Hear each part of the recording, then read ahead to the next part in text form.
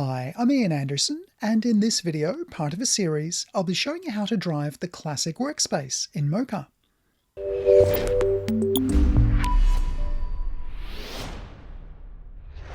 I'm in Final Cut Pro with this moving clip of a railing on a timeline.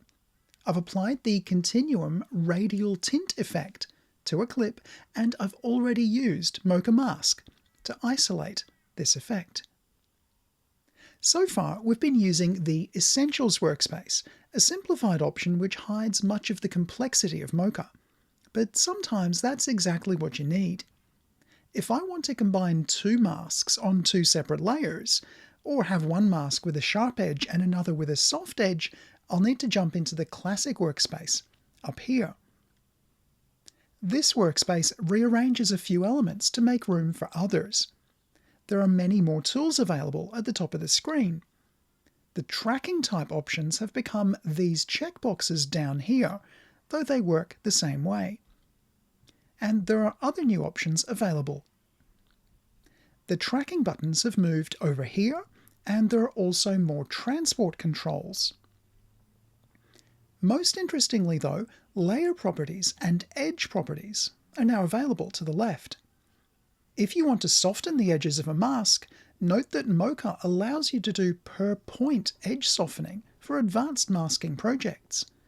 You can select any or all of a mask's points and then increase or decrease the edge softness by pressing the plus or minus buttons here, or by changing the value and pressing Set.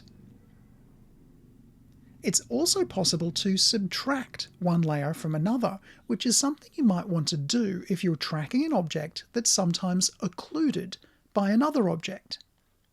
You can track each one on a separate layer, and then use one layer to subtract from the other.